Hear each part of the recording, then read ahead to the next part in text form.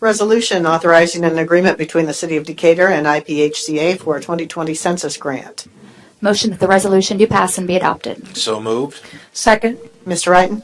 Mayor and Council, given the importance of the upcoming census, we wanted to make sure that we did more than just annex to get a good count.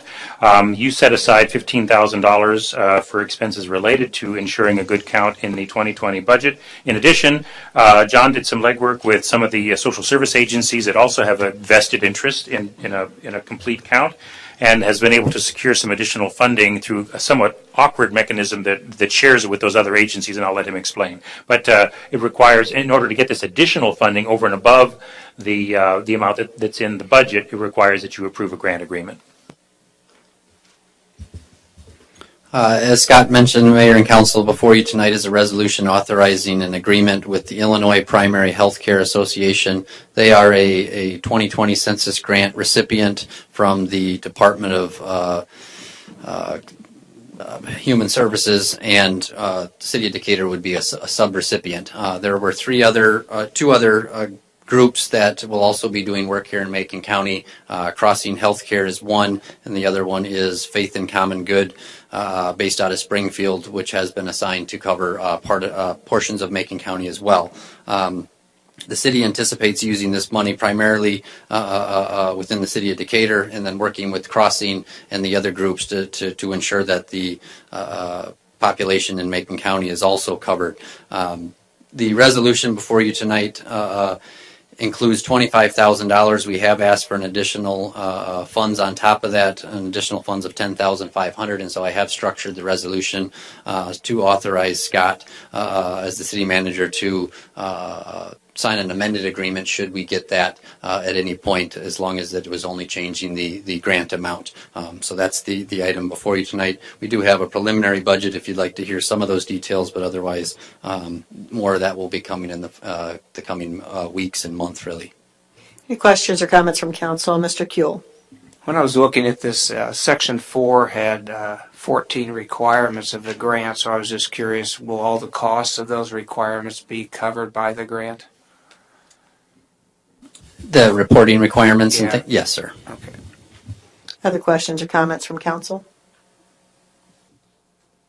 Anyone in the audience with a question or comment on this item?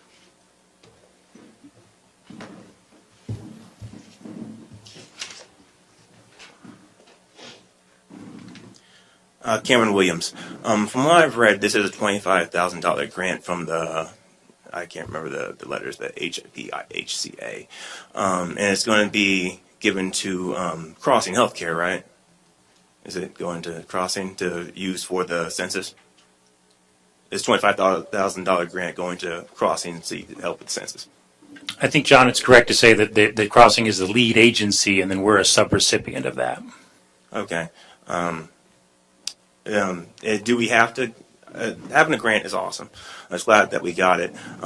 Do we have to give it to Crossing Healthcare and use them, a Buffett Foundation supported business that you guys seem to really want to help with everything Buffett related? Is there any way, just a real question, I'm not looking for an answer here, that we can maybe give it to someone else instead of Crossing Healthcare and show that you guys aren't, trying to help Buffett Foundation? Crossing Healthcare is a federally qualified health center for the indigents. I know, I've seen that, but I was just wondering if there's anywhere So else. that's not a profit arm for the Buffett but Foundation. It's being funded by Buffett, isn't it? No, an FQHC is funded by Section 330 out of the federal government. Sure. Okay. Thank you. Does anyone else have a comment? Mr. Kenseth, you want to clear some Just of to this clarify, up? the Crossing is a separate subrecipient. None of this $25,000 will be going to the Crossing. We will work in conjunction with the Crossing, but they got their own pot of money from the same organization. That was the comment I made earlier. My mistake, sorry.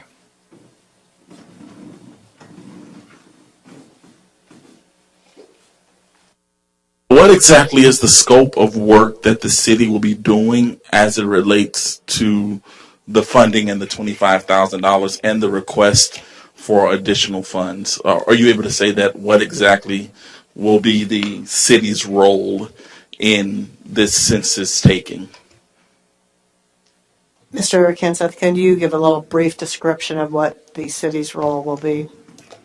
The budget has not been turned in officially yet, but the budget that the city has prepared to submit to this organization for how we anticipate spending not only the $25,000 but also the additional $15,000 that the city put in its own budget will be to have a couple of phases. So during the education and awareness phase, which is really starting now, January through March, will be an education and awareness campaign. We plan on putting up billboards, many of the same billboard locations that you saw the EDC do around the city of Decatur.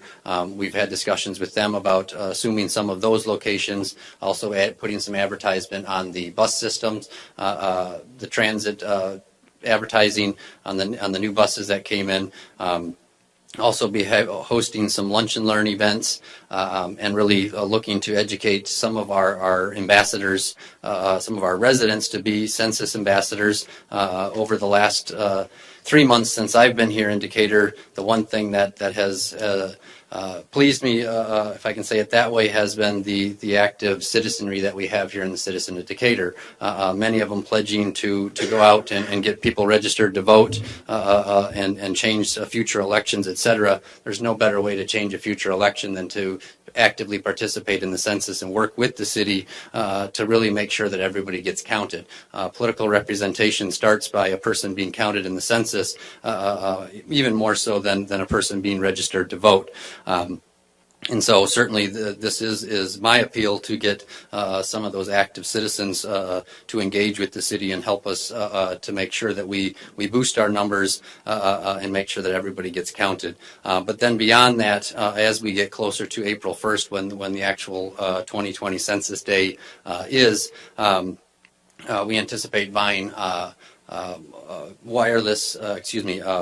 cellular tablets and deploying those at various locations around the city, so that a person coming into the food bank, coming into the transit center, coming into the library, various locations around town, there is a kiosk that they can fill out their online census survey right there. Because there are particular census tracts in Decatur that are considered to be hard to count because of the 2010 census, we know that there are people that either don't have the resources, don't have the means to fill out a survey online, the census online, and so this is a way to hopefully break down some of those barriers to provide them access to it. We also have money allocated for having somebody to stand there with the kiosk and encourage and show a person how to fill out the census survey. That is going to be the preferred method for the majority of the city of Decatur, is the online. They're going to mail you a postcard and say you need to do it online. Otherwise, we have to incur additional expense to mail you a physical paper survey that you can then submit back. And so our goal is to make people feel comfortable doing the survey online to help reduce the costs on the tail end and to make sure everybody gets counted. Pat? I'm sure other communities getting this grant would be doing similar type. I know you don't. Similar type things to outreach. Yes, sir. Okay. Any other questions or comments for Mr. Kenseth? Thank you very much. Was there another audience member who had a question or comment? I'm just curious, the documents that were released to the public made it seem like this decision was made back in October. So I'm just curious why there was such a delay in getting it out. That was a primary concern, certainly from people online, because it seems like we've been hit with everything connected to a specific organization. We've been hit with it 2 days before the vote, which doesn't give us very much time as a community to discuss these things. So I was just curious why, if it was decided back then, why did it take so long for it to be released to the public?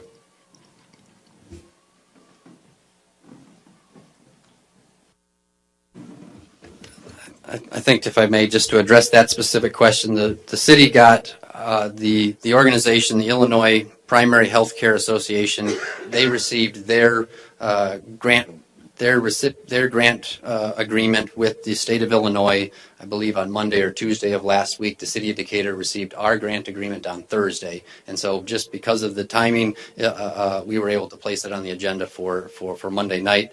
If it had come on Friday or even today, it really would have waited another 2 weeks until the next agenda. But that was the time we received it on Thursday. Appreciate you getting it ready so quickly. Any other comments from council or the audience? Seeing none? Councilman Kuehl, Aye. Councilman McDaniel, Aye. Councilman Walker, Aye. Councilman Faber, Aye. Councilwoman Gregory, Aye. Councilman Horn, Aye. Mayor Marwolf. Aye. 7 ayes, no nays.